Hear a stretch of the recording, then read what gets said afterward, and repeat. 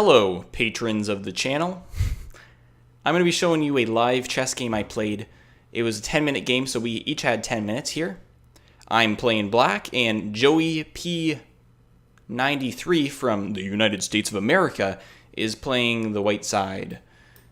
It's a 60-move game. It's a behemoth of a game. It's a giant. It's huge. 60 moves. I just showed you the end by accident. Crap. And a 60-move game means that we each made 60 moves. So it's actually 120 moves in, well, around 20 minutes because we each have 10 minutes added together as 20. So let's get started. We're going to actually watch it live. There's a button here that you're allowed to watch live. So we're going to see real time with the timers, as you can observe on the screen. And we're going to watch the game. Look how quick these moves are being made. This doesn't feel like real time. And oh, you know what? It isn't. It isn't. Sorry. It's not, so I'm actually going to restart. That was too quick. I was going to say, yeah, it's quick, but it's not that quick. Okay, so now we're doing real-time playback. And now you can see kind of how quick the game is. It's not as quick as before, but it is certainly quick, and I'm thinking there. I bring out the horse. He's got his two horses out. So far, pretty normal opening. I bring out my bishop. I think he follows suit in a few seconds. Oh, and that's the phone. Feel free to ignore that. I'm going to pause. And with the power of editing, we are back. So the real time didn't even get messed up. So that he took a while to make that move, and now he's thinking once again. I'm beating him on time so far. I've got about 20 seconds extra. In terms of positioning, we're basically cloned, except for the fact that I'm just lagging behind because I'm black. And he's got the other horse out, I think. But now things are starting to deviate. I give him this offering. He takes it. But I only did it then because I was able to take with my bishop. I had a move to set that up, which was the e6 pawn move. And then he checks me. So what do? I bring up my horse. And it's blocking him. And actually, yeah, the horse is called knight, if I want to be proper. Which I do. Sometimes. And now he's thinking a lot. What's he going to do? I think in the end he does take the horse, because that way he's not losing momentum. Actually, no, he doesn't, does he? Not just yet. He leaves it there, and he brings his other horse forward. Now, here I could have taken with my bishop. Bishop take d4, which would have been smart. Instead, I make a slightly silly move, which I forget what it is, but I'm going to see in a second. It was somewhat of a mistake, I think. Okay, I bring my queen up. Now, it's not a bad move, but it's certainly not as good as the other because I'm still allowing him to pressure that square. I'd rather have just taken out the threat and had a little trade. And if that trade happened, then he would have had an exposed square in front of where his king is. Now, he can easily castle to get rid of that threat, but the pawn on e3 would have been gone. So that would have been an open file to attack at. So he brings forward the horse, which I was expecting, so I quickly take. And you can see how my time advantage is working here. I'm a minute and 20 ahead of him on time so far, which is a lot. Well, yeah, it is a lot. It really is. I can't... yeah, it is. And now once again he's thinking. Will he take or will he not take? I think that at this point, he could do nothing. He actually... No, that would be stupid because I can just take with my pawn. He's going to have to retreat his bishop away from my pawn. Which he does. So I castled it was kind of a empty spot in the game where not much was happening, so I thought, you know what, you might as well keep it safe and castle your pieces. So that's what I did. And what will he do? See, once again, the timing on his end, this is real time, and he's pretty slow. He makes that move. I was planning on taking my queen up here. I think about it for a second, and I take the pawn on b2. And so now I'm threatening his rook, but his rook is protected by his queen, so I'm not actually going after that. What I'm really after is his horse there. So if he doesn't do anything to his horse, which he doesn't, then I have a free horse. So that was the first big blunder of the game. He made a big mistake there. And now I'm up 3 points on material, or essentially exactly one horse. He retreats with his king, and I bring in my pawn to attack his queen, or my bishop, in fact. So that's a threat. It's not that bad of a threat, and he's easily able to maneuver out of that with a move to c1. Now I think I take a little time to think. What do I do here? What I can do is I can check his king. It depends, am I going to do it with my bishop by moving to the square d3, or am I going to do it with my queen at d3? Which one is the better idea? Now, so I move the bishop. And so by moving the bishop, it means I'm going to take his queen. We're going to trade queens. I'm up on material, so trading is a good thing. I have the check there, and it pushes the king deeper into a corner, and I'm able to take the queen. I don't know if this was a smart move. There might have been better moves available, but that's what I went with. And it looks like we are over 2 minutes, maybe 2 minutes, 20 seconds ahead now on time. It's going to be interesting progressing in the game because I know how much time the game ended with, and it was a little different of a scenario. So he was pressuring my bishop there. I saw that coming, so I immediately make the move. And once again, the time factor. But I really didn't see that coming. He's now forked my two bishops, and there's not really anything I can do about it. Unless, of course, there is. And I think we're about to find out what that is. I forget what I do. Oh, I see. So listen, there's a checkmate in 2 here. There's a checkmate in 2. I thought at least. I brought my rook over here with the idea of bringing it up to b1. And the king would have been trapped in that corner. It would have been checkmate if he didn't do anything about it. But little did I see, his bishop on f4 can just take my rook.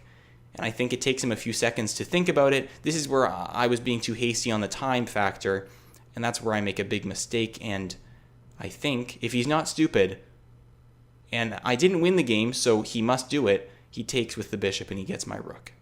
And that's my big mistake of the game. And I'm going to follow it up with another big mistake, as you're going to see in just a second. So it's a pretty bad situation for me right now. I'm about to lose a rook.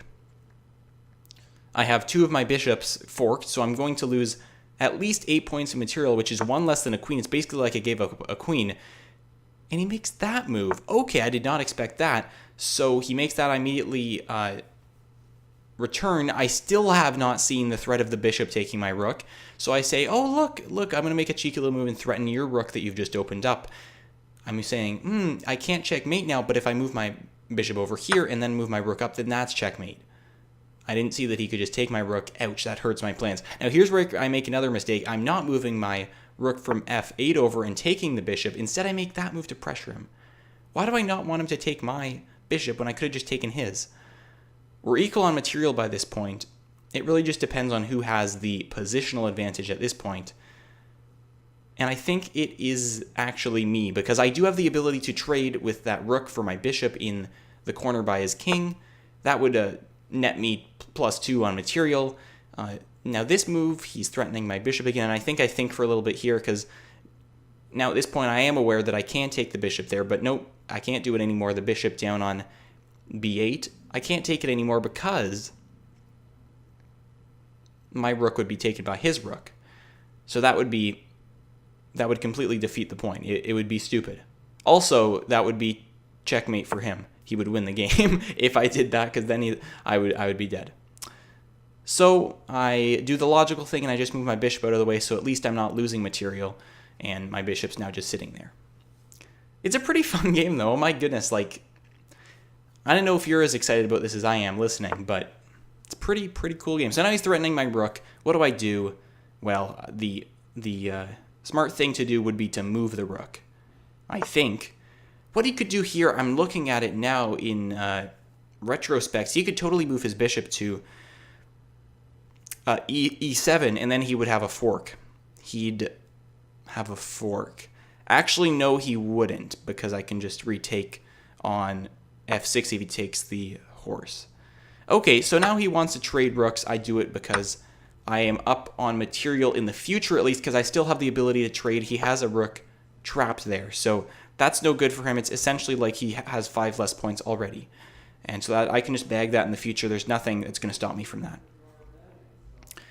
So now I'm moving that pawn up in the corner with the thoughts of eventually getting a queen out of it. Oh, it looks like I make the trade because he was opening up space to move the rook, so I immediately realized, well, now is the time, and it was the time. And now I'm bringing up my horse. I see a loose pawn there that I can take, and then I'm basically just tearing apart his pawn structure up near his king, and that'll be good for me because in the future I can move up my pawns and potentially get a queen. Oh, so now he's going to protect me here, but I have an easy retaliation I take with my bishop, and it's protecting my horse now. Now, I saw his next move, and I was ready for that too. I'd already thought that I can just move up my pawn and protect the bishop, and then this is a completely protected thing because the bishop's protecting the pawn, vice versa. It's a safe place. Now he takes the pawn that was sitting there, and I take one of his pawns. It's just trading game at this point, but at this point, although we were equal on material a few moves ago, I'm now up 4 points because of that rook and because of the easy, like, free pawns that he basically left up to me up in the north of the board, which is not a proper chess term, I don't believe, the north of the board. But that's what it was. So now he's moving his king there. I really don't see the point in that move, to be honest. I don't know how that benefits him at all. I followed up with a check. I'm not really sure what I'm thinking there, but I'm gonna check him anyways. I guess it's a good principle to just throw out a bunch of checks. And he moves away. Okay, he moves away. I think he moved away because if he'd moved his king down, I would have been able to give him another succession series. Succession? Is that a word? I don't think so. But I would have been able to give him a bunch of other checks in a row. So now it's basically a game of moving my pawns up and protecting them with my king, whilst also making sure my king can't get attacked. My king can't get attacked here because if he moves his bishop down, I can take it. If he moves it up, I can also take it. Now this is an interesting scenario. This is kind of a bit of a mess up there, but we're going to trade pieces. He's going to get that, but then eventually I get that. So it worked out evenly. I'm still up 4 pieces, and we're still trading down. So when you're up material, you want to be trading down. And that's what I'm doing. So now eventually we're going to be left with a board where there's no pieces except I'm 4 pieces up, is the general idea. And then you can rush the top and get a queen, potentially. We'll see what happens. So he still got his bishop. He's moving it around. At this point, I think I've won the game. I just need to play it smart and be able to get to the top of the board without him taking all my pawns. And I think I can do that. So we're moving up now, giving him a bunch of checks, making sure the bottom pawn is protected, because if he's able to take the bottom pawn that's not protected by a bishop, then he can just take all my other pawns too, without any consequence. So we're making sure that can't happen. Keep giving him check, forcing his king to the top of the board, whilst also moving our pawns up, because as you know, once you get a pawn to the top, you can turn it into a queen or a horse. You can turn it into other things, but the smart thing to do would either turn it into a queen, which is powerful, or a horse, which is very strategic and versatile. So I'm bringing up my pawns now. Now that the king was blocking the bishop, I was able to bring up that pawn, which was being pressured by the bishop earlier, the pawn to h5. Wouldn't have been able to do it without him helping me by blocking with the king. So thank you very much, sir. His king is now at the top of the board. I don't really know what he's doing here by bringing his bishop up there. I would have been attacking my bottom pawn, at least take some of my material. Could have been done, but he didn't. I can't be too critical because he is in a pretty tight spot, and I don't know what I would have done at this point. I probably would have already resigned because I would have known I was beat, which is probably not a good thing. At this point, I think he's going to attack my bottom pawn. Nope. I bring it up so he can't attack it because he can only attack the white squares, so it's good to stick to the dark squares. I think I might give another check here. Actually, no, I think I use my horse to attack his bishop and kind of force it away, whilst also attacking the h3 square, which means if I bring my g4 pawn to g3, then he cannot hide in the space h3 and kind of escape away. And ultimately, then he would be able to take my h4 pawn and completely throw off my game plan. Check. He's moving up. We're already to move 50 now. See, this is an end game full of moves. We've got 10 more moves, or 20 more moves actually, if you count it in non-proper chess terms, because it really is 20 moves. But now he's in the very corner. If I was smart, I might have been able to see a checkmate here. I didn't see a checkmate. I was pretty inefficient in finding a checkmate, so now it's my turn and I'm just kind of thinking. I'm bringing up more of my people. Probably unnecessary. I could have just gotten a queen already, probably didn't need all this fussing about. But anyways, I'm now to 4 minutes 27 seconds of time and he has 1 minute and 23 seconds. I have 3 more minutes of time than him. Crazy, crazy. You can see how that time advantage worked out nicely for me, because if we just kept playing, I'd win based on time, basically. So now he's at the very top. I'm pressuring him, and now I think I finally get my queen. Actually, if I had queened right there, I'm going to pause it actually and take it back a move. I missed a checkmate. That's stupid of me. Okay, I was being... I don't know why I did that. I can actually go into the analysis feature here. Hopefully that doesn't mess up my whole deal. Boom. And that right there, folks, is checkmate. Can't move there. Can't move there. Can't take. Can't move there. Can't move there. Can't take or do anything with this guy. That is checkmate. I missed out on that. That would have been checkmate and move 55.